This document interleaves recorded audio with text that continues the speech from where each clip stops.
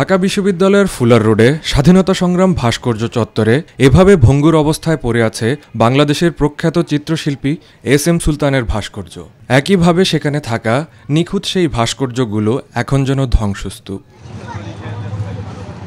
স্বাধীনতা সংগ্রাম ভাস্কর্য চত্বরের এই ভাস্কর্যে হামলার ঘটনা ঘটে গেল ৫ আগস্ট বিকেলের দিকে।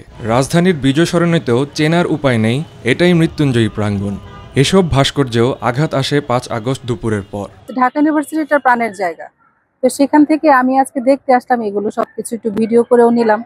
খারাপ লাগছে, কারণ আমার দেশের ঐতিহ্য এগুলো নষ্ট হচ্ছে। তো এইখানে যা করা হয়েছে এটা অমানবিক, এটা মানুষ করতে পারে না, কোনো মানুষের পক্ষে করা সম্ভব না। আর যেভাবে করছে ওরা, মানে মূর্তিগুলো ওরা উঠে ফেলছে, ভেঙে ফেলছে, যা তাভাবে ভাঙছে।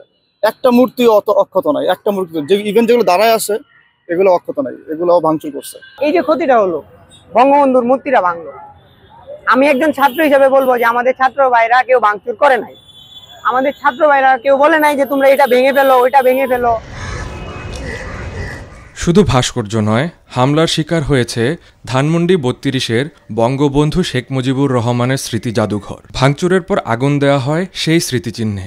লুট হয়েছে ইতিহাসের গুরুত্বপূর্ণ নথিও। আমি দেখেছি এইখানে যে ধ্বংসস্তূপটা রয়েছে, তো এটা আমাদের অনৈতিকভাবে কাজটা করা হয়েছে। কারণ আমার মনে হয় না যে আমাদের এই জায়গাতে কোনো ধ্বংস বা ভাঙচুর করা দরকার ছিল। দুষ্কৃতিকারীদের হামলা থেকে রক্ষা পায়নি সঙ্গীত শিল্পী রাহুল আনন্দের বাড়িও।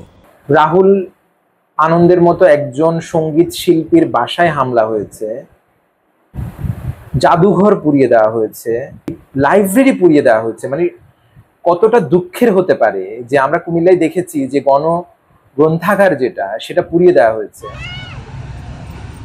এখন প্রশ্ন ওঠে, পরিবর্তনের সূচনা লগ্নে ভাস্কর্য, ঐতিহাসিক স্থাপনা, শিল্পীর বাড়িতে ভাঙচুর ও হামলা কি ইঙ্গিত দিচ্ছে? এর ব্যাখ্যাই বাকি। প্রশ্ন ওঠে, কখন থামবে এই প্রতিহিংসা সংস্কৃতি? ভাস্কর্য ভাঙা বা মূর্তি ভঙ্গ বা কোনো ক্লাসিসিজম, এটা পৃথিবীতে নতুন কিছু না। যেমন একটা দীর্ঘ সময় আগে ধর্মীয় বৈপরীত্যের কারণে ধর্মীয় মতাদর্শিক লড়াইয়ের অংশ হিসেবে কিন্তু সারা পৃথিবীতে অনেক মূর্তি ভঙ্গ হয়েছে। যেমন ১০০ বছর ধরে ইউরোপে ক্যাথলিক অর্থোডক্সদের মধ্যে যে লড়াই, সেই লড়াইয়ের অংশ হিসেবে প্রচুর মূর্তি ভঙ্গ হয়েছে, যেটাকে আমরা আইকনোক্লাস্টিক মুভমেন্ট বলি। এছাড়া নানান সময় নানান রাজনৈতিক কারণে ভাস্কর্য ভাঙচুরের ব্যাপারটা ঘটেছে। কিন্তু এটা আমরা বিশেষত যেটা দেখি, এই ভাস্কর্য বেশিরভাগই হচ্ছে মুক্তাঙ্গনের বা ওপেন এয়ার যে স্কাল্পচার, যেগুলোকে আসলে আমরা বলি পাবলিক স্কাল্পচার বা গণপ্রাঙ্গণ ভাস্কর্য, সেগুলোর ক্ষেত্রে এই ভাঙার ব্যাপারগুলো ঘটে। এছাড়া মন্দির বা উপাসনালয় এর যেগুলো আছে, ধর্মমন্দির বা উপাসনালয়, তার ভেতরের ভাস্কর্য ভাঙার ব্যাপারটাও আমরা লক্ষ্য করি। আমাদের এখানে কি বলে, প্রথম থেকে যখন ভাস্কর্য চর্চাটা শুরু হয়েছে, ভাস্কর্য, মূর্তি এবং প্রতিমা, এই বিষয়গুলোকে নিয়ে এক ধরনের যে সাম্প্রদায়িক আমাদের চিন্তার একটা ধারা ছিল, যেটা মুক্তিযুদ্ধ এবং স্বাধীনতার মধ্যে দিয়ে ক্ষীণকায় হয়ে উঠেছিল। আবার পরবর্তীতে সেটা জোটবদ্ধ হয়েছে নানান আন্তর্জাতিক এবং জাতীয় রাজনৈতিক মতাদর্শিক কারণে, দেখা গেছে সেটা আবার বিকশিত হয়েছে।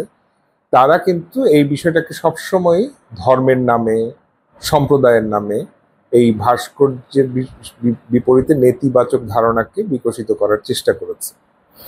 এবং তারই ধারাবাহিকতায় আমরা দেখেছি যে দেশে বিভিন্ন সময়ে বিভিন্ন শাসন আমলে ভাস্কর্য ভাঙার ঘটনা ঘটেছে। ৫ তারিখের পর থেকে এই সময়ের মধ্যে যে চলমান সহিংসতা এখনো যা অব্যাহত আছে বলে আমরা শুনতে পাচ্ছি সারা দেশে, মানে বিভিন্ন স্থানে, তাতে সারা দেশে কিন্তু অসংখ্য ভাস্কর্য আসলে ভেঙে ফেলা হয়েছে। জাতীয় চেতনার যে জায়গাগুলো, সেগুলো হামলা করা, আমি মনে করি এগুলো সুদূর প্রসারী। এগুলো এখন সুচিন্তিত প্ল্যান করে তারা ভেবে রেখেছিল যে যখন এরকম একটা সুযোগ আসবে, যখন সবাই ব্যস্ত থাকবে একটা বিজয় উল্লাস করা বা তাদের কার্যক্রমে ব্যস্ত থাকবে, বড় আন্দোলনের অংশ, বড় বড় কাজ নিয়ে ব্যস্ত থাকবে, তখন আমরা এই কাজটা করবো। তাই করেছেও, তাই এই ঘটনাগুলি এখন তারা ঘটাচ্ছে। তো এগুলি খুবই নিন্দনীয় কাজ।